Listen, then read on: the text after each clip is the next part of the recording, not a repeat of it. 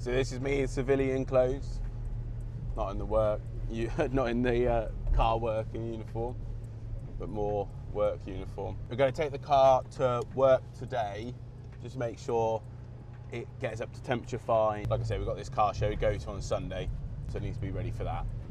But I don't want to take it straight there and then have immediate problems wrong with it, if you know what I mean. We'll break down on the way there, that'll just be annoying. It's quite cold now. It's quite a cold morning, to be fair. For the middle of April, it's a pretty chilly old morning. So happy that we finally got it all finished. Everything's done, nearly. Well, paintwork-wise, still need a bit more to do on it, but mechanically, she's pretty much finished apart from the remap that we need to get done. Once I got some miles under it and everything's healthy and happy. Fortunately, there's a place not too far from us that does dyno and remapping, so we can just take it there. He'll dyno run it. There's a little bit of wobbliness at above 65. Quite sure what that could be though. Shouldn't be the tyres. The tyres are balanced and perfect on the front, and so are the alloys. We have got new drop links on the front, but that shouldn't do it. Or the tracking, it needs tracking as well. We'll try and get that done tomorrow. Here we are. We're at work. Successful drive in the Skoda. Like I say, there's a couple of things that I want to sort out. The tracking definitely needs it, and the the def wobble at 60. I'll see if I could be nice to one of the technicians today, see if we can get it up in the air and get a test on it. So I'm back home now. I managed to get the car up in the air while I was at work to see what that wobbling was on the steering wheel. It was just the track rod end on the passenger side.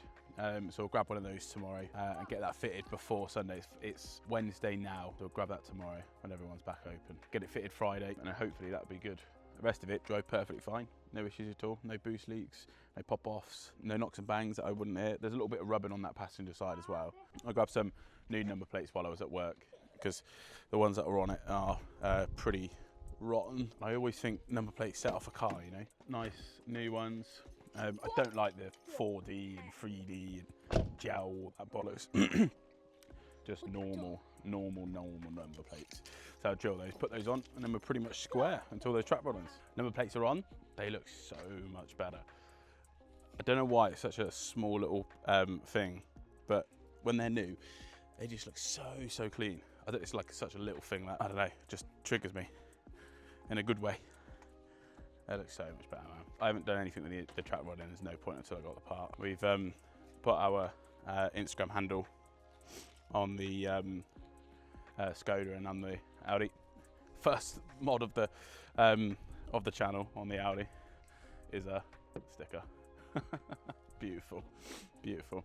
Put the DJI little sticker there as well. That's the camera I'm recording on, and then we've got one at the front as well. I'm not a big fan of stickers, must admit, but small little ones with the Instagram handle I'm happy for.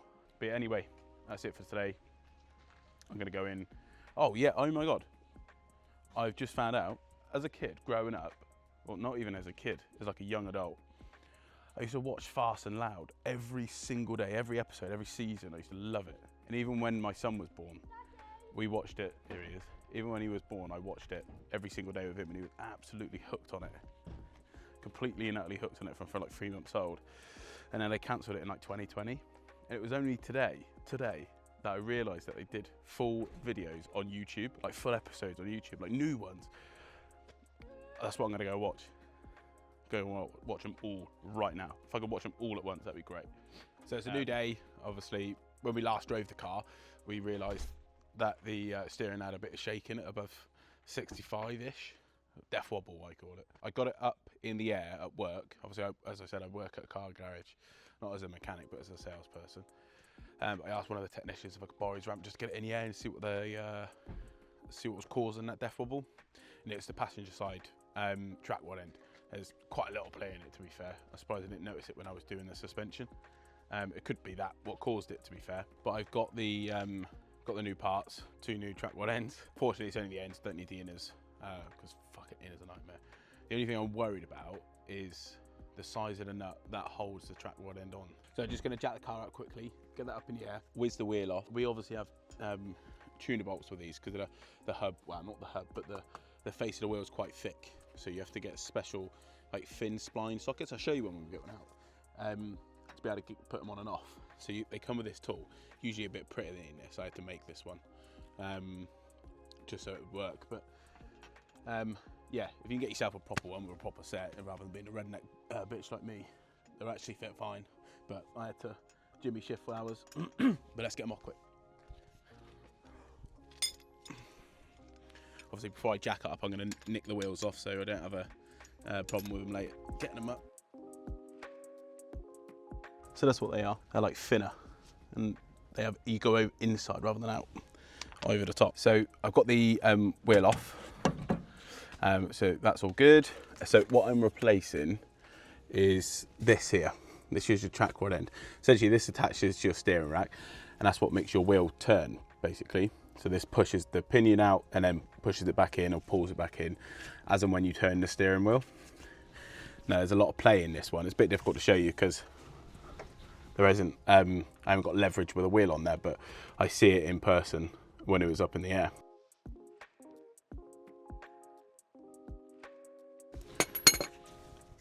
One that off. Now, before I take it out of this, before I take the actual thing off, so essentially what I've got to do is, now I've got this bolt off, I've got to slip, try and knock this nut off. The real way to do it, or the proper way to do it, is put some WD-40 on it or lubricant the day before, night before, and it'll give it time to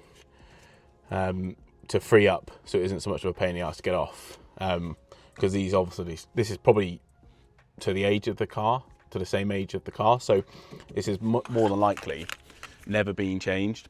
So it's probably going to be a bastard to get off, which I'm prepared for. We're going to attempt it with not doing any preparation, and see how it goes. So I'm just going to clean the threads up quickly, so when you're undoing it, it doesn't get caught in all the threads, like the shit on all the threads, because obviously it's a nut, it's going to thread down, so you don't want to get dirt all in the threads, because otherwise it'd be just a nightmare in general. Once you've got the track rod end loose, it's pretty much plain sailing, because they come off quite easy.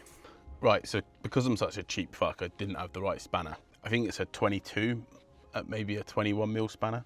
The smallest I had, I had a 19, and then the other smallest I had was a 24, so maybe that's something I need to get.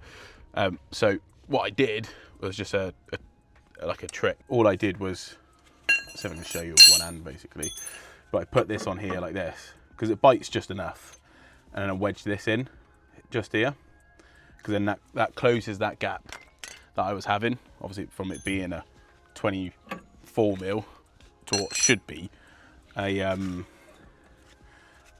21. Because I'm not bothered about this track rod end in general, I'm just going to smack the top of it. So I'm going to smack the top of the track rod end here to get it out. Usually you wouldn't do that, you'd put the nut on top and then smack the top of the nut so you don't ruin the threads, but because we're replacing it, it's not too much of a big deal. There you go, she's out. So now that I've got it out, it isn't crucial, but it's really important, especially if you need to drive it to a test centre to get it realigned. But ideally, what you want to do is count how many threads you're turning it off, if that makes sense. So how many threads it's going to take for you to take the track rod end off, just so that you can make it a guesstimation to your new one. So like, I'm going to do 1 full turn, 2 full turns, 3, 4, 17, 18, 19 basically. So now I've got the new one. I don't know which left and right, so I'm just going to marry them up, make sure they match. But essentially, the reason you count how many it's going to take to get off is so you can count how many to put back on. So at least when you put the wheels back on, they're similar. They're not towing out or towing in compared to your last ones. Because what you don't want to do is put your new track rod ends in, you've fucked them royal up, and then they both tow in, and then the car drives like a brick. That's not ideal. It's hard work, and you have to keep doing it. But if you get it relatively close, at least you can get to the test centre with no problems. So I think we're going to try and get it booked in for an alignment tomorrow, 4-wheel laser alignment, just so it's ready for this meet, because it's Friday tomorrow, and this meet, as I keep going on about, is Sunday, so it's not too far away. We had 19 to take it off, so it's 19 to put it back on. All right, so 19 full turns. Try and get it seated first time, because then you're not half counting. So that's 1, 2, 18, 19. And you can already tell because I'm hitting that nut, so I was fairly close anyway. So now what you're going to do to essentially get this to stay where it is, I usually just whack it straight back into the hub. There you go. Now that's in, and we can do that bolt back up, and then that'll stop this from coming free. There we go, that's all tightened up. So now all we got to do is put this nut on here, thread this up, just straighten this out again, just quickly, so it goes in easier. So it was a 17. Now sometimes with these track rod ends and most ball joints in general, as you do them up, they spin in the socket, so they become a little bit more painful to deal with. So sometimes what you have to do is get a through socket or something like that. So essentially it's a through socket is it's a socket that you can put an Allen key through, because they have Allen keys on the top of. So you can hold the ball joint itself still, but still do the actual ball joint up. Fortunately, when they're new, they're usually pretty stiff, so they don't spin. I could be wrong, but we'll soon find out. To be fair, these don't look too old. They're not original. JD Quaith, something like that. There's no date stamps on it at all, but yeah, you can see, look, see how much play's in this. There's not meant to be that much play in it. And there we go. Blue track rod end installed. They're genuinely easy. People always panic about them a little bit too much with regards to that nut that sometimes seizes. There's one thing I've done in my lifetime of working on cars, and that's not to overthink it. Maybe that's just my naivety of, you know, not being a mechanic or anything, but just to suggest the stupidness, you know. But anyway, I'm gonna get this wheel back on, and then do the other side quickly. Oh, that's the problem side finished. Just nip over and do the other side quickly, make sure that one goes a little bit quicker. I might just shoot through that one quick. You can see one side already. So while Lee's fixing the Skoda, doing the track rod ends, thought I'd bring you around the Audi, as we've not really seen much of that yet. So this is a Audi A4 with the BUL engine, B7. Sort of been made to look like a DTM edition with the wheels. At the moment we haven't done too much to it. We've added a little ducktail spoiler.